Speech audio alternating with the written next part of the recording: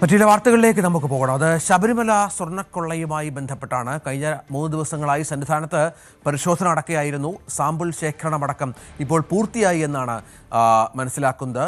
SITയുടെ നേതൃത്വത്തിലാണ്. SITയുടെ പ്രധാനപ്പെട്ട ഉദ്യോഗസ്ഥരെല്ലാം അവിടെ ഉണ്ടായിരുന്നു. ജംഷഡ്പൂരിലെ നാഷണൽ മെറ്റലർജിക്കൽ ലാബിൽ പരിശോധനയ്ക്ക് അയക്കാനാണ് തീരുമാനം. ശശിനാരായണൻ വിവരങ്ങളുമായി ചേരും. ശശിയിലേക്ക് വരാം. ഏതായാലും കഴിഞ്ഞ 3 ദിവസമായി പരിശോധനയുണ്ടായിരുന്നു. സുപ്രീം ഹൈക്കോടതിയുടെ ശബരിമല ബെഞ്ചിൻ്റെ നിർദ്ദേശപ്രകാരമാണ് ഇത്തരം ശാസ്ത്രീയ പരിശോധനകൾ ആരംഭിക്കുന്നത്. കാരണം ഇത്തരം പരിശോധനകളുടെ റിസൾട്ട് പ്രധാനമാണ് അന്വേഷണ വഴികളിൽ എന്നുള്ളതാണ്. ശശിനാരായണൻ, വിവരങ്ങൾ.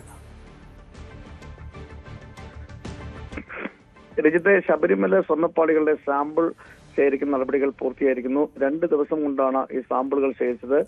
ജംഷഡ്പൂരിലെ ലാബിലേക്കാണ് ഇത് മാറ്റുന്നത്. അവിടെയാണ് ഇത് സാമ്പിളുകൾ പരിശോധിക്കുക. എന്തായാലും ഈ കേസുമായി ബന്ധപ്പെട്ട്, സ്വർണ്ണക്കൊള്ള കേസുമായി ബന്ധപ്പെട്ട് ഇതൊരു നിർണായക പരിശോധനയായിരുന്നു. കഴിഞ്ഞ 2 തവണയും ശബരിമലയിൽ ഇത്തരത്തിൽ സ്വർണത്തിന്റെ സാമ്പിൾ ശേഖരിച്ചെങ്കിലും അതിലൊരു കൃത്യമായൊരു വ്യക്തത ഉണ്ടായിരുന്നില്ല.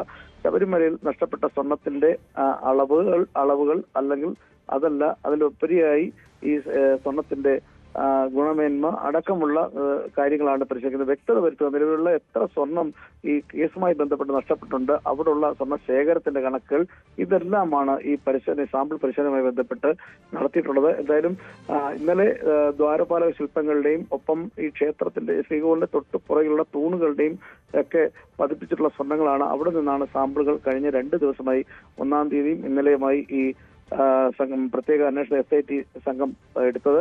അവിടെ ഈ ലീഗൽ മെട്രോളജി വകുപ്പിലെ വിദഗ്ധരായ ആളുകൾ കൂടി ഇതിനകത്തുണ്ടായിരുന്നു. അതെടുത്തതിന് ശേഷമാണ് ഇപ്പം ഈ ജംഷഡ്പൂരിലാണ്, ഇതിന്റെ ലാബിലാണ് ഇതിന്റെ പരിശോധന നടക്കുക. നിലവിലുള്ള 2 പ്രാവശ്യവും SIT ഇതുപോലെ സന്നിധാനത്തെത്തി സാമ്പിളുകൾ ശേഖരിച്ചിരുന്നു. അതിന്റെ പരിശോധനയുടെ ഫലം വ്യക്തതയില്ലാത്തതുകൊണ്ടാണ് 3ാമതൊരു പരിശോധന കൂടി ഹൈക്കോടതിയുടെ അനുമതിയോട് കൂടി തന്നെ ഈ കേസിന്റെ നിർണായകമായ ഒരു തെളിവ് എന്ന നിലയ്ക്കാണ് ഈ സ്വർണത്തിന്റെ ശേഖരിക്കുന്ന ആവശ്യകത കൂടി മനസ്സിലാക്കിക്കൊണ്ടാണ് എന്തായാലും 2 ദിവസം മുമ്പ് ഈ സംഘം സന്നിധാനത്തെത്തിയതിനു ശേഷം ഈ പരിശോധന നടത്തിയത്, സാമ്പിൾ ശേഖരിച്ചത്. എന്തായാലും അത് ശേഖരിച്ചുകൊണ്ട് ഇനിയും അത് ജംഷഡ്പൂരിലെ ലാബിൽ കൊണ്ട് പരിശോധിച്ച ശേഷമായിരിക്കും ഇതിന്റെ ഗുണനിലവാരം, ഇതിന്റെ തോത്, അളവ് എത്രത്തോളം നഷ്ടപ്പെട്ടുണ്ട് എന്നുള്ള കാര്യങ്ങൾ കൃത്യമായ ഒരു കണക്ക് വരും. അത് കിട്ടിയതിനു ശേഷമായിരിക്കും ഹൈക്കോടതിയിലേക്ക് ഈ അന്വേഷണ സംഘം കൃത്യമായ കുറ്റപത്രം സമർപ്പിക്കുക. നമുക്കറിയാം, ഈ കേസുമായി ബന്ധപ്പെട്ട പ്രധാനപ്പെട്ട പ്രതികളെല്ലാം ഇപ്പോൾ കുറ്റപത്രം സമർപ്പിക്കാത്തതുകൊണ്ട് ജാമ്യത്തിലിറങ്ങിയ പശ്ചാത്തലമുണ്ട്. അതുകൊണ്ട് ഈ കേസിന് ബലം നൽകുന്ന പ്രധാനപ്പെട്ട ഘടകമാണ് സ്വർണം അത് കണ്ടെത്തുക, അതിന്റെ അളവ്, ഇതൊക്കെ തുടങ്ങിയ കുറ്റപത്രത്തിൽ പ്രധാനമായി വേണ്ടതാണ്. അതിന്റെ ഭാഗം എന്ന നിലയ്ക്ക് തന്നെയാണ് ഇപ്പൊ ശബരിമല ഈ സംഘം പരിശോധിച്ചിട്ടുള്ളത്. വരും ദിവസങ്ങളിൽ കൃത്യമായി ഇതിന്റെ വിവരങ്ങൾ ലഭിച്ച ഉടൻ തന്നെ കോടതിയിലെ ഇതിന്റെ സംബന്ധിച്ച് കുറ്റപത്രം സമർപ്പിക്കാനാണ് അന്വേഷണ സംഘം തീരുമാനിച്ചിട്ടുള്ളത്. എന്തായാലും ഇന്നലെ 2 ദിവസം കൊണ്ട് തന്നെ ഈ പരിശോധനകൾ പൂർത്തിയായിട്ടുണ്ട്. രഞ്ജിത്തെ, ഏതായാലും പരിശോധനകൾ പൂർത്തിയാക്കുന്നു. സ്വർണ്ണപ്പാളികളുടെ സാമ്പിളുകൾ ശേഖരിച്ച് ലാബിൽ പരിശോധനയ്ക്ക് അയക്കുകയാണ്. എത്ര സ്വർണം ബാക്കിയുണ്ട് എന്നുള്ളതടക്കം അറിയുക എന്നുള്ളത് അന്വേഷണത്തിന് ഏറ്റവും പ്രധാനപ്പെട്ട ഒന്നാണ്.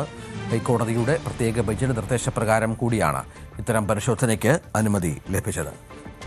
ശശിനാരായണൻ വിവരങ്ങൾ പങ്കുവച്ചു. കൂടുതൽ വാർത്തകൾക്ക് News 18 Keralam YouTube channel subscribe ചെയ്യുക.